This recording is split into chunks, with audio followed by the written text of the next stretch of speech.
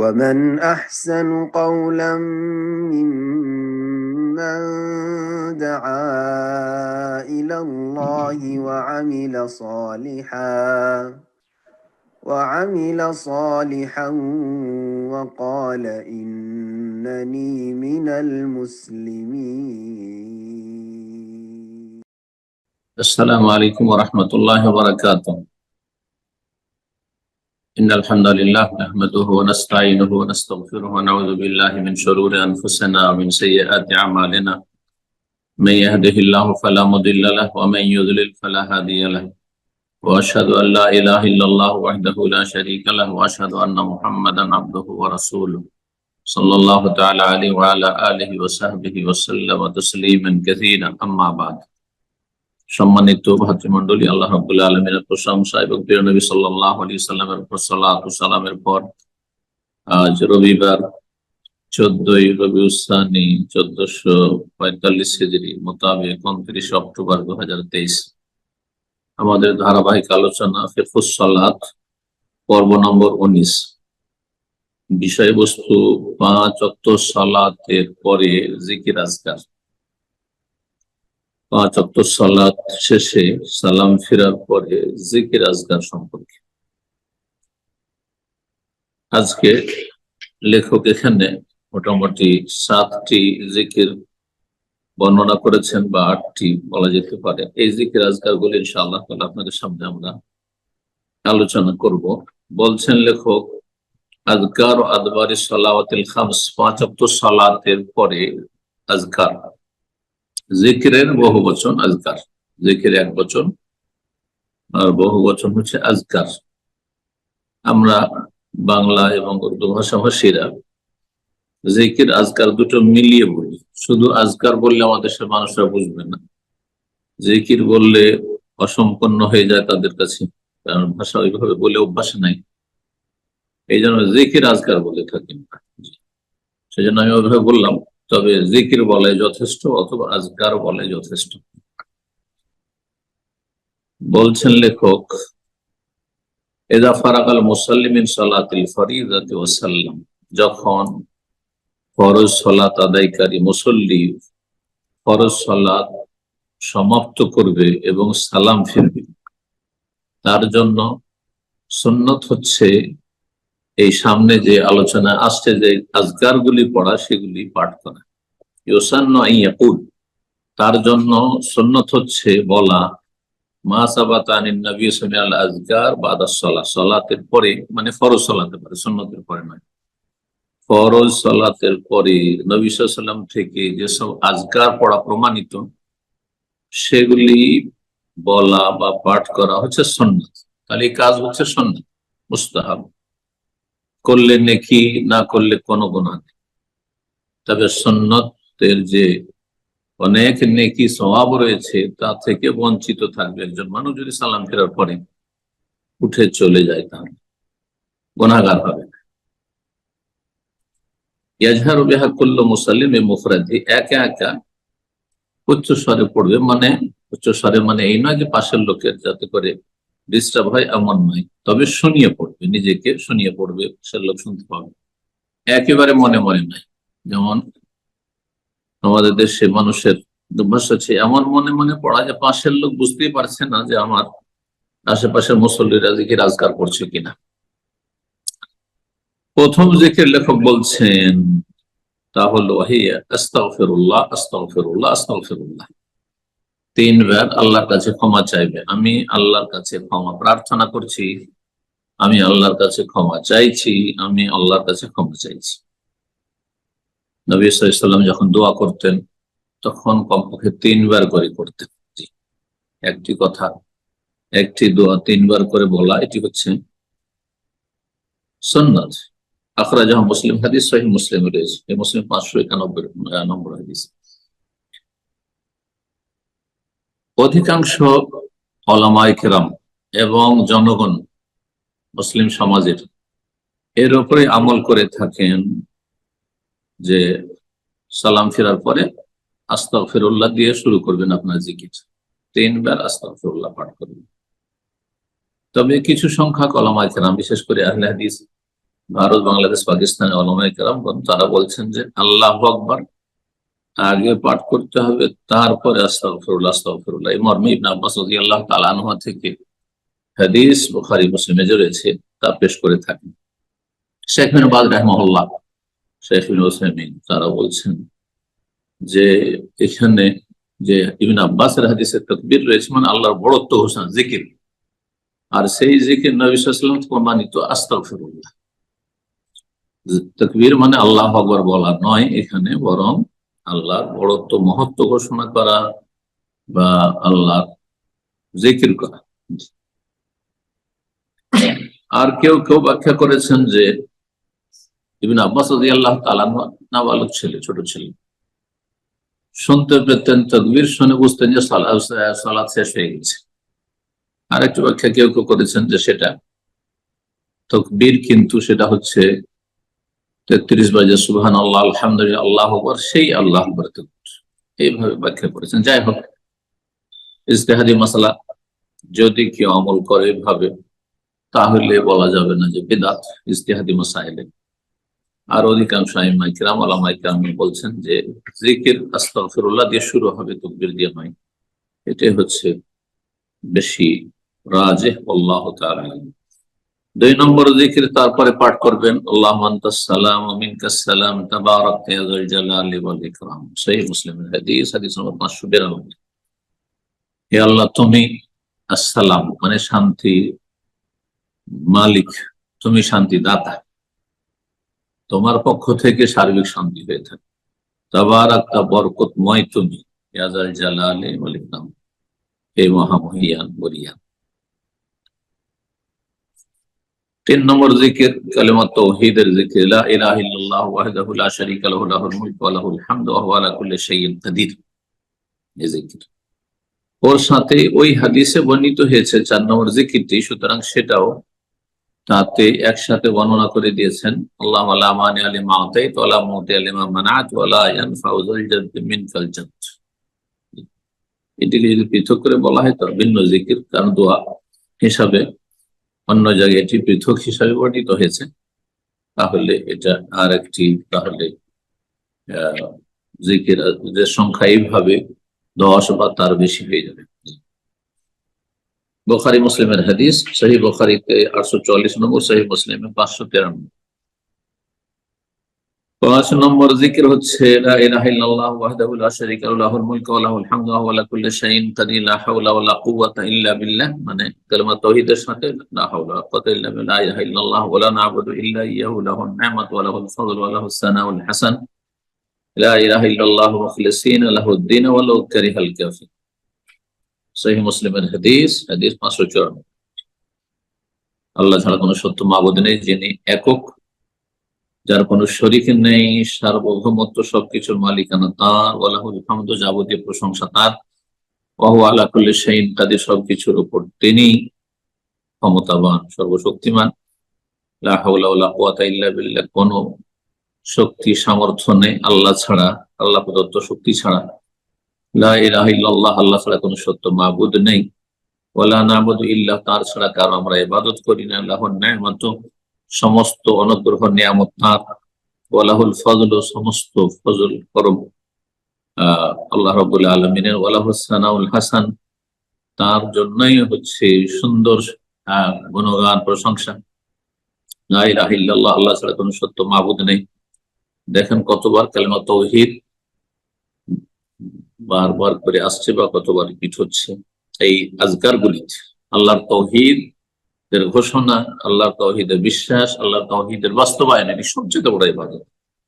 মুখলিসিনা লাহুদ্দিন, তার জন্য আনুগত্যকে নিখুঁত নির্ভেজাল করে।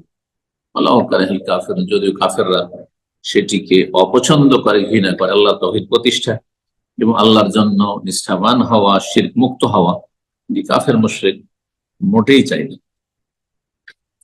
সহিহ মুসলিমের হাদিস, হাদিস নম্বর 594, যেমনটা বললাম।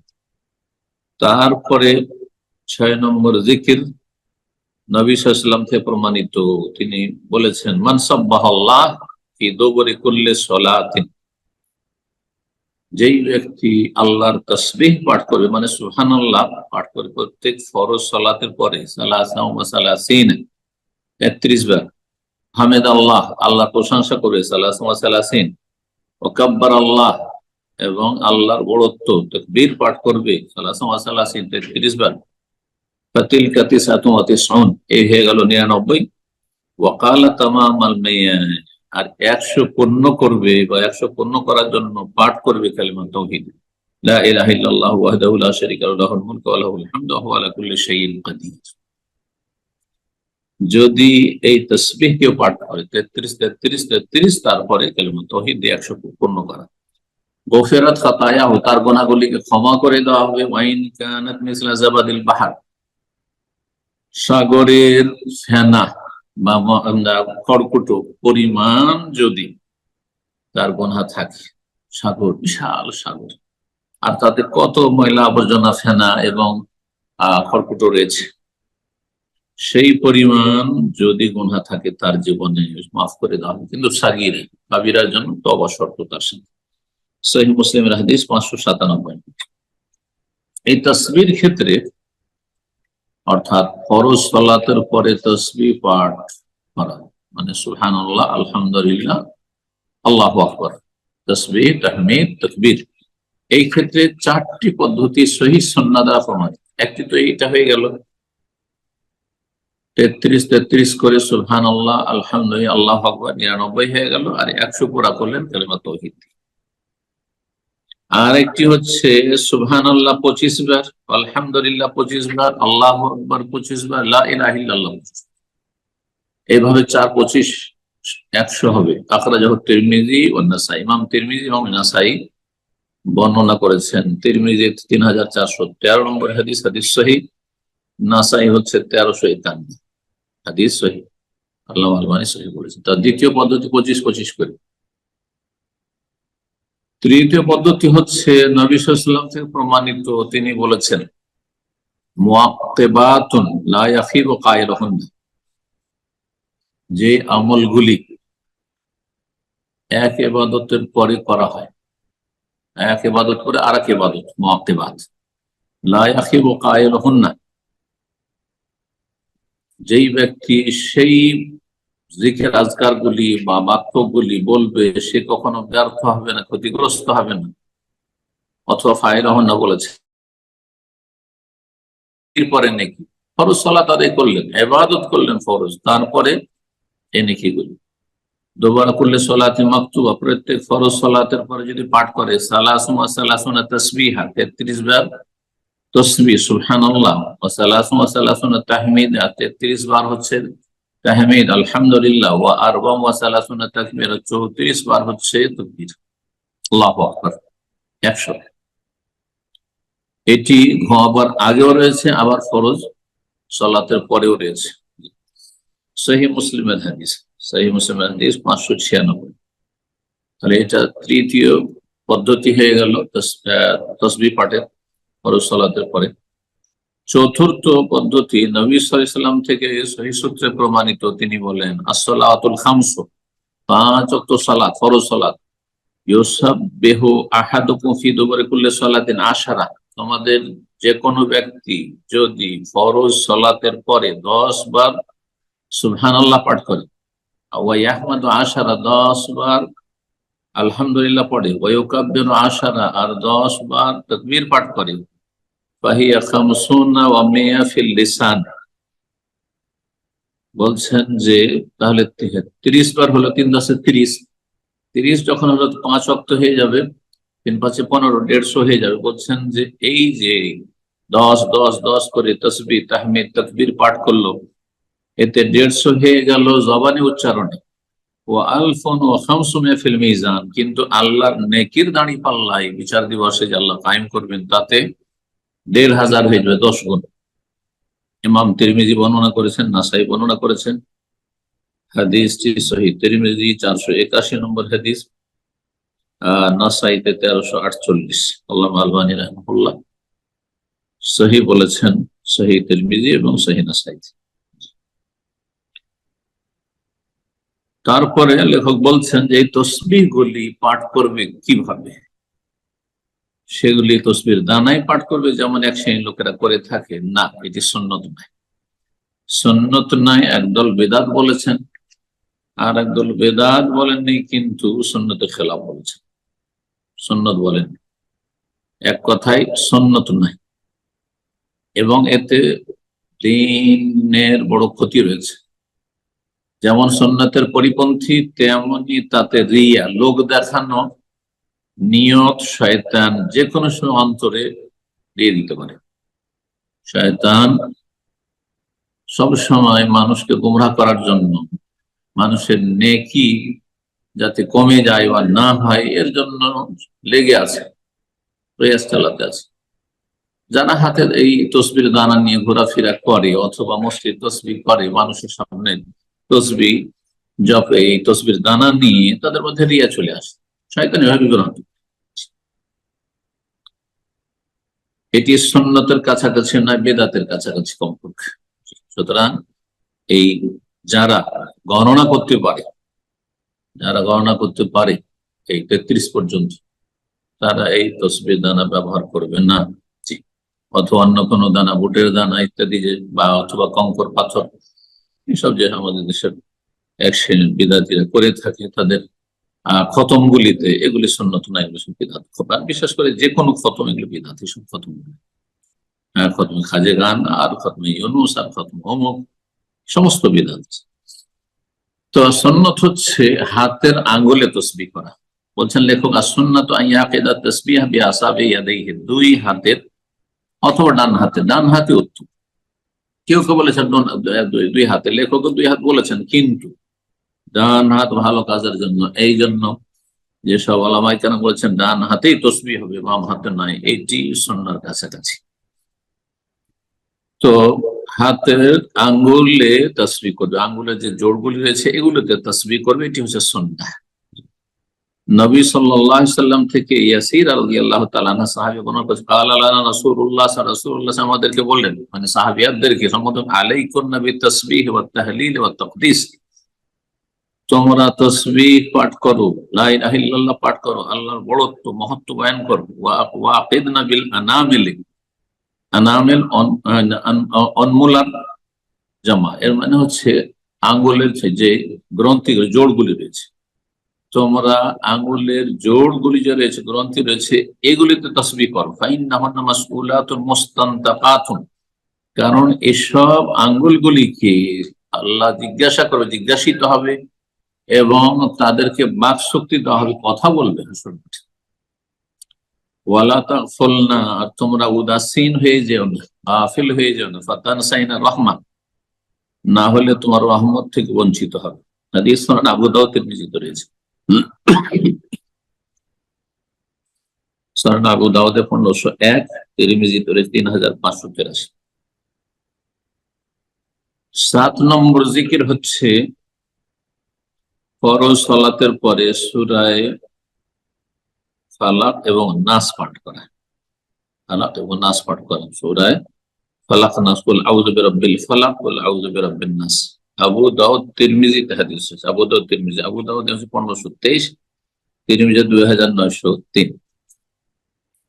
8 নম্বর হচ্ছে কিরাত আয়াতুল কুরসি, আয়াতুল কুরসি পাঠ করা প্রত্যেক ফরজ সালাতের পরে। নবী সাল্লাল্লাহু আলাইহি ওয়াসাল্লামের হাদিসে মর্মে রয়েছে, মান কারা আয়াতুল কুরসি দুবরা কুল্লি সালাতিন, কেউ যদি ফরজ সালাতের পরে আয়াতুল কুরসি পাঠ করে, লাম ইয়ামনাহু মিন দুখুলিল জান্নাতি ইল্লা ইয়ামু, তাকে তার মৃত্যু ছাড়া জান্নাতে প্রবেশ করতে কোনো কিছু বাধা দিতে পারবে না।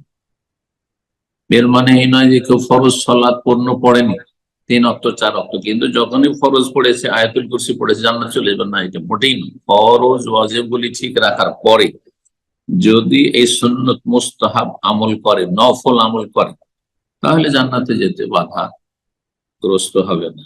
হাদিস ইমাম নাসাই রাহিমাহুল্লাহ বর্ণনা করেছেন তার সুনানে কুবরাতে। ইমাম নাসাইর 2টো কিতাব রয়েছে, প্রসিদ্ধ যে হাদিসটি কুতুবুশ সিত্তা, প্রসিদ্ধ 6টি কিতাবের একটি, সেটি সুনানে সুগরা, জি আল মুস্তাবা, আর সুনানে কুবরা ওর চাইতে অনেক বড়, সেটাও ছেপেছে। সুনানে কুবরাতে বর্ণনা করেছেন, এবং ইমাম তাবরানী রাহিমাহুল্লাহ বর্ণনা করেছেন। সুনানে কুবরা 9928, এবং তাবরানীতে রয়েছে অষ্টম খন্ড 114 পৃষ্ঠায় আল্লামা আলবানী রাহিমাহুল্লাহ হাদিস গুলিকে সিলসিলা সহিহ এবং সহিহুল জামিতে সহিহ বলেছেন। আর আয়াতুল কুরসি আমাদের জানাই রয়েছে, আল্লাহু লা ইলাহা ইল্লা হুয়াল হাইয়ুল কাইয়্যুম লা তাখুযুহু সিনাতুন ওয়া লা নাওম লাহু মা ফিস সামাওয়াতি ওয়া মা ফিল আরদ মান যাল্লাযী ইয়াশফা'ু 'ইনদাহু ইল্লা বিইذনিহি ইয়া'লামু মা বাইনা আইদিহিম ওয়া মা খালফাহুম ওয়া লা ইউহীতুনা বিশাইইন মিন ইলমিহি ইল্লা বিমা শা'a ওয়াসি'a কুরসিয়্যুহুস সামাওয়াতি ওয়াল আরদা ওয়া লা ইয়াউদুহু হিফযুহুমা ওয়া হুয়াল আলিয়্যুল আযীম। সূরা বাকারা আয়াত 255।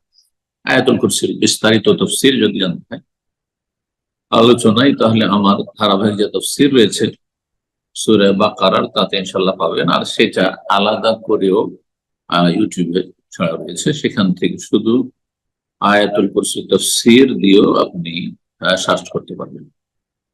আল্লাহ তৌফিক দান করুন। ফজরের সালাতের পরে আরেকটি জিকির রয়েছে 9 নম্বর। উম্মে সালামা রাদিয়াল্লাহু তাআলা আনহাকে বর্ণিত, তিনি বলছেন যে আন্নান নাসা কানা ইয়াকুলু ইযা সাল্লা সুবহা, ফজরের সালাত পড়ার পরে রাসূলুল্লাহ সাল্লাল্লাহু আলাইহি ওয়াসাল্লাম বলতেন সালাম ফিরার পরে, আল্লাহুম্মা ইন্নী আসআলুকা ইলমান নাফিআ ওয়া রিজকান তাইয়্যিবা ওয়া আমালান মুতাকাব্বিলা বা মুতাকাব্বালা, আখরাজাহু আহমদ ওয়া ইবনে মাজাহ। আল্লাহুম্মা ইন্নী আসআলুকা ইলমান নাফিআ, আল্লাহ তোমার কাছে উপকারী জ্ঞান কামনা করছি, ওয়া রিজকান তাইয়্যিবা, হালাল পাক পবিত্র রিজক উপজীবিকা কামনা করছি, যাচ্ছা করছি, ওয়া আমালা মুতাকাব্বালা, আর এমন আমলের তৌফিক দাও তোমার কাছে চাইছি যে আমল তোমার কাছে গৃহীত হয়। ইমাম আহমদ রাহিমাহুল্লাহ বর্ণনা করেছেন মুসনাদ আহমদে, এবং ইমাম ইবনে মাজাহ রাহিমাহুল্লাহ সুনানে বর্ণনা করেছেন। ইবনে মাজাহ 925 নম্বর হাদিস আর মুসনাদ আহমদ 2756। জি। ফজর এবং আসরের পরে জিকির আজকার বিশেষ ফজিলত রয়েছে।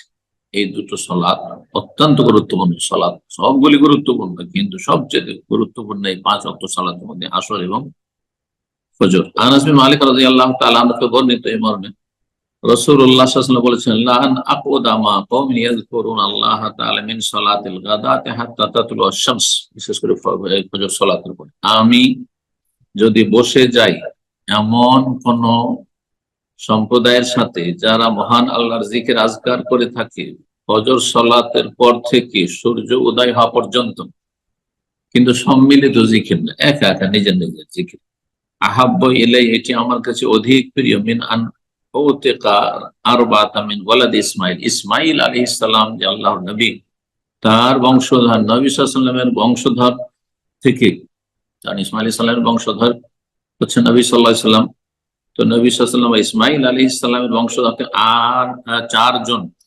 গোলাম স্বাধীন করার চাইতে বেশি প্রিয় আমার কাছে।